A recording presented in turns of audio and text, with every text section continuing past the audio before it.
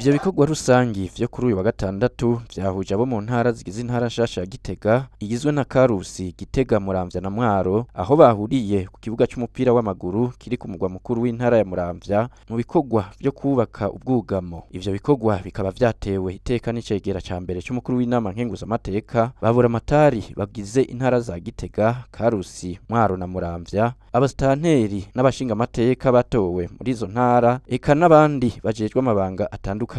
Mwijambo ry'ikaze Buramatari w'intara ya Muramvya yakengurukiye abaraho yongerana basaba kubandanya baterera agacomo k'ubumwe muri ico gikorwa ngo kuko ibikenewe bikiri vyinshi. Buramatari w'intara ya Gitega Venamani Rambona avuga ko ivyo guhura bagakorera hamwe ibikorwa vy'iterambere rusangi babikora mu ntumbero yo kumenyana no kunguruna n'intamenwa na rirya bose bagiye kuba mu ntara imwe ariyo Gitega, agasaba ko borangwa n'urukundo bagashigikirana muri vyose. Arongera agasaba avuka ntara gufasha mu gushigikira ibikorwa by'iterambere biba biriko birarangurirwa mu ntara.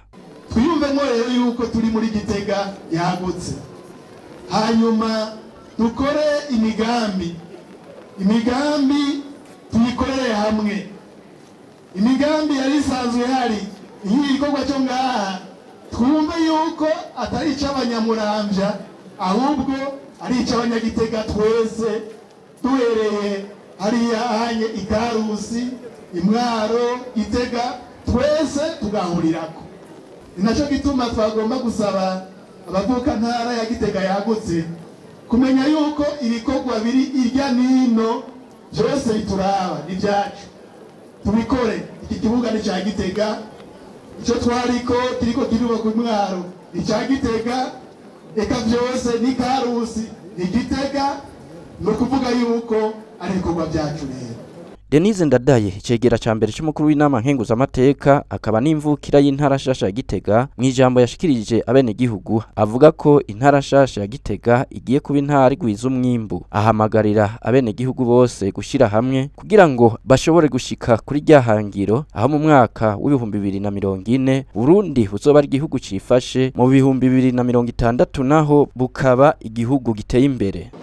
Intara nshasha ya Gitega ni intara iri mu ntara kama ya Kirimiro, uretse ko hariho n'igice gitoya cya Mugamba.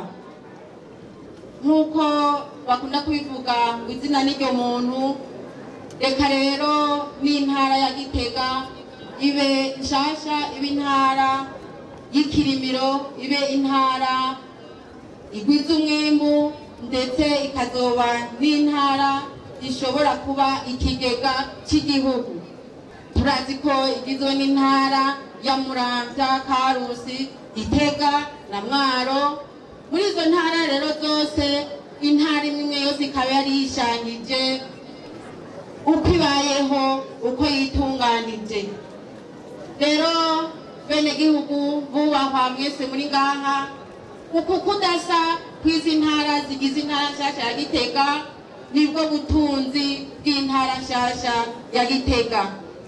Ivyo byose rero kugira ngo tubishike, twese turahamagarirwa kuba abantu bashize hamwe, gukorera hamwe, dufashijwe n'indongozi zacu zituje imbere, kugira ngo ibyo dukora byose tubikore dupfumbatiranye, dufatanye mu nda, twunze urunani, kugira ngo dushike ku iterambere rirama koko, dushobore kuba ikigega cy'igihugu. Mwomenya ko mu gushigikira ivyo bikorwa Baburamatari bagize intara za Gitega, Mwaro na Karusi bashikirije agakemanyi kangana n'imifuko 150 y'isima kugira ngo izosahirize muri ivyo bikorwa vyo kubaka ico kibuga citiriwe umwami Stade Royal mu rurimi rw'igifaransa.